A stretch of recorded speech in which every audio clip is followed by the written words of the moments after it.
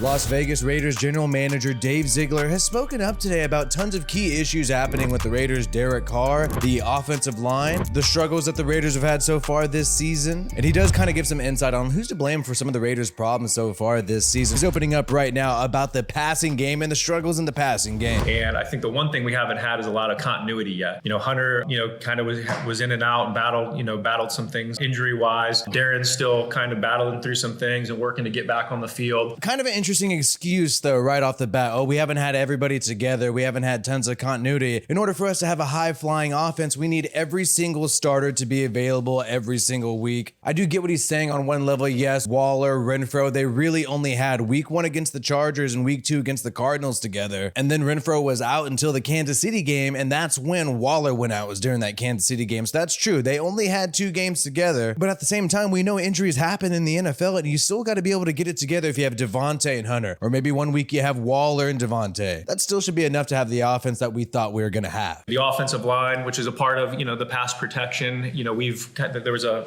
period of time where we were going through different combinations trying to find the right group that works. And so the rotating offensive lineman. Remember, people used to say, oh, it's a good thing. It's a new innovative style. We have rotating offensive linemen on the right side. But now it turns out, I guess that's a problem as well. On one level, I get what he's saying. It is a new system. Yes, we've heard this excuse. We need everybody together every week so they learn it quickly. But it still is tough when you see teams like the Minnesota Vikings, the New York Giants, and the Miami Dolphins not have all their starters together week after week on the offensive side of the football, but they're still winning some games. And here we go, the big one everybody wants to see, Ziegler on Derek Carr. Very smart. He's picked up the system, learned the system well, and he's continued to grow into the system. There's a progression to that. And I think he's made steady progress, in terms of learning the system, learning the checks, being comfortable with the reads, and I think he's done a good job. He competes very hard. Well, that's sort of interesting. He's talking about how we need some consistency, we need people together to learn the system, but on one level, he's saying Derek Carr already knows the system, and he's been steadily learning, so I guess he's fine in that. I think he's done a lot of good things, and I think he's improved. I think he's improved as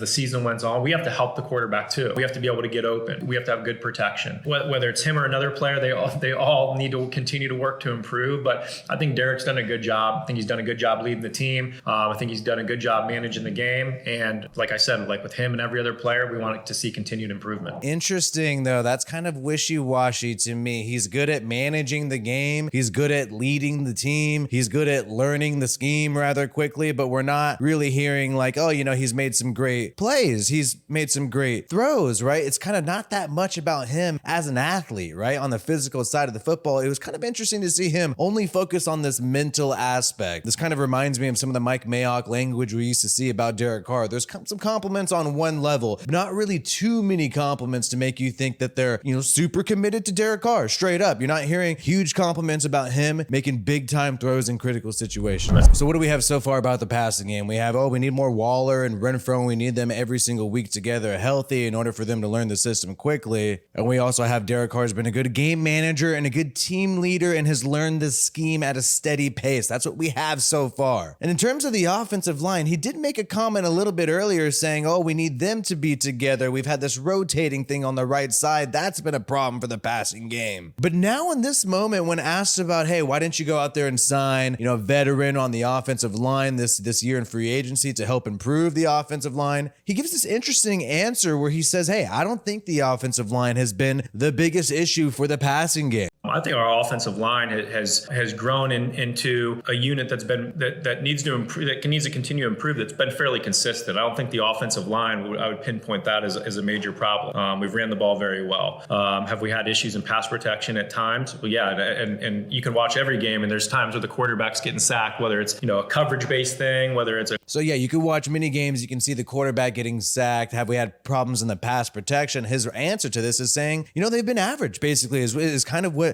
Ziegler's perspective on the offensive line is good in the run game and average in pass protection, according to him. So offensive line is not the biggest problem in terms of the passing game, according to Dave Ziegler, but we do need more continuity with the receivers and the right side of the offensive line. This is kind of in line with what Josh McDaniels said today about the lack of productivity with Davante Adams and how these other targets on the team could help remedy that. A player gets double teamed. If you're productive away from the double teams, then that forces the defense to consider how much they want to continue to do that. So the performance and production of others when the defense wants to put so much attention towards one player, always weighs into trying to limit how much that happens. So based on what Ziegler said earlier, it seems like the Raiders are relying heavily on Darren Waller and Hunter Renfrow being on the field together with Davante Adams. And the fact that all three have not been able to be together since week 2 has made it easier for defenses to cover Davante Adams. But I still think this is kind of odd. I still think something is going on, because even last year when we did not have Davante Adams and we had just Renfrow, just Darren Waller. However, I still think this is an odd excuse, because you can never have all your starters available every single week. And there had been times last year where Hunter Renfrow was the only healthy available target for Derek Carr, and we saw him have some great games, and we really haven't seen that happen this year at all for Hunter Renfrow. And it just feels like the Raiders have taken a step backwards, and I don't think it could be easily pinned on just missing one of these two receivers every week. And when asked about the defensive side of the ball in particular, and just the struggles of the Raiders in general, Dave Ziegler really focused in on execution, and in my opinion,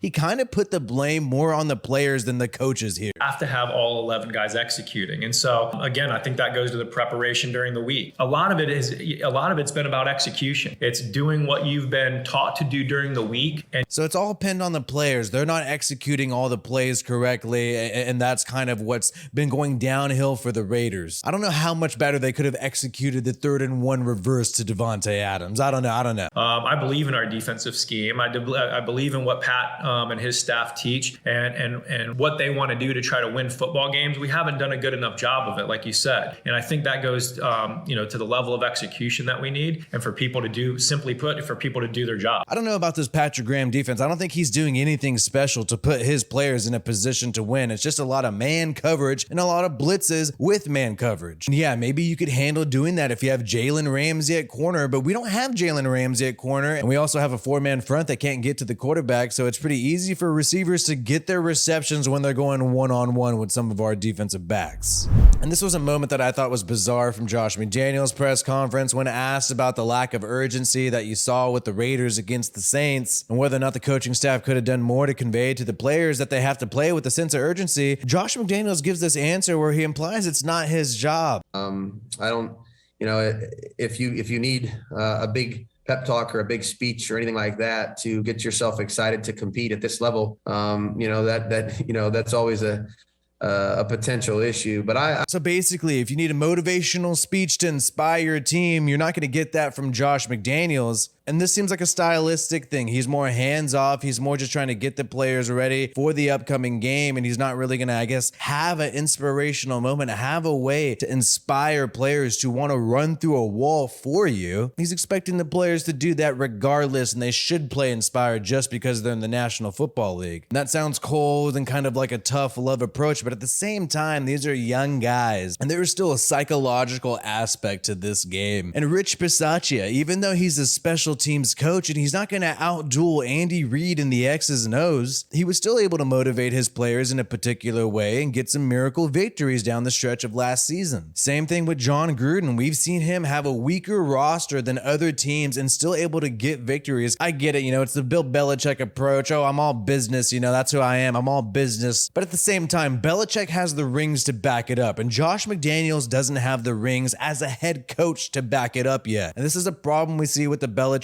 coaching tree. You got a lot of people trying to act like Bill Belichick before they achieve what Bill Belichick has achieved. You have to work your way up to the ice coldness. And we heard from Ziegler, it's all about execution. That's the problem with the Raiders. It's not on the coaching staff. The coaching staff is great. The scheme is great. The game plan is great. And you know who else is great? According to Ziegler, his best bud Josh McDaniels is great and has been doing a great job so far as the Raiders sit at 2-5 and have had 2 of their most embarrassing losses in franchise history. Really impressed with Josh. Especially I would say when you're 2-5, you really get tested. Your leadership really gets tested. Your approach really. Yeah, no shit. Your leadership gets tested because you're at 2-5 and you shouldn't be at 2-5. It gets tested, and just been really impressed with how Josh has handled that. His consistency with the team, his messaging. He's handled it really well, especially when he tells Raiders fans that we just need to learn to win. With the team, his attitude, continues to teach. I think the game management has been good, and I think he's had a good plan every week. We have to execute. And here's the thing, the whole notion all, players need to inspire themselves. You know, if you need a speech to get motivated, then this isn't the job for you. And it's like, oh, Josh McDaniels is still continuing to teach. He's still continuing to do his job despite the fact that the Raiders are 2-5. Well, no shit, bro. You're paid to do your job. The plan. And I think that's been something that the team would tell you that we haven't been very consistent on. We haven't had 11 guys execute consistently enough on a play in and play out basis. And when you're playing good teams, you have to do that more consistently than not. I think Josh has done a great job and have total confidence in him and his ability to lead this team going forward. The belief in him as an offensive coordinator. And well, he's not an offensive coordinator right now. He's a head coach. We don't need an offensive coordinator. We need a head coach right now is the main problem. But, you know, Dave Ziegler and Josh McDaniels, these two are a package deal. They're never going to be at odds with each other, which might complicate things because some teams, the GM is able to fire the coach and find his coach. Reggie McKenzie fired Dennis Allen when we had him. This is a kind of different situation. These two guys being a package deal, you're never going to have one push to fire the other. So the burden is going to be on the players, not the coaching staff. Him as a teacher, I've seen a lot of players improve here under him and his coach's watch. And again, the results are the results. We're 2-5. So none of us have done a good enough job, myself included. Yeah, Raiders fans, what are you talking about? Players are improving all over the place on this team, even though this team went to the playoffs last year and we have pretty much the exact same roster plus Devontae Adams and we somehow look worse. Yes, on some level we have seen these guys improve, but Raiders fans are expecting more, and now Dave Ziegler and Josh McDaniels have a tough task ahead of them because now Raiders fans know, based on what Mark Davis said previously, is that we are stuck with these guys. Like I said a little bit earlier, they're a package deal and Raiders fans are stuck. So we have to hope, even though it's hard to believe that this is just all on the players and their lack of execution and the lack of familiarity with these new schemes. And we saw these players do so well last year, leading us to the playoffs. But we have to hope it's just a personnel issue. We have to hope that that's the case in order for things to be turned around for next season, since we are stuck with Josh McDaniels and Dave Ziegler. And it's so interesting to hear all these comments today, and none of the blame is on the coaching staff. Yeah, I know explicitly he can't come out and say, oh, we had a crappy game plan this week, or oh, the defensive coordinator needs to do better, or blah, blah, blah. Obviously, he can't say that, but you can at least allude to it in some way and say, hey, maybe we didn't have the perfect game plan going into New Orleans last week. But instead, no, execution is the issue. Continuity is the issue. But don't worry, Josh McDaniels is a great teacher and Derek Carr is a great game manager, so the sky is the limit for the future of the Las Vegas Raiders. Either way, hopefully the Raiders could turn it around this week against the Jacksonville Jaguars. Hopefully last week was just an anomaly, just an aberration, since the Raiders really have been competitive in every single game this year so far besides this game against the New Orleans Saints. And if the Raiders fail again this week, there will be tons of criticism to go around, and the fans will not keep quiet because they deserve better. Like this video if you haven't already, and subscribe to the Raiders Rundown for more Raiders content. My name is WiFiWillie. Peace out, and I hope you have a good one.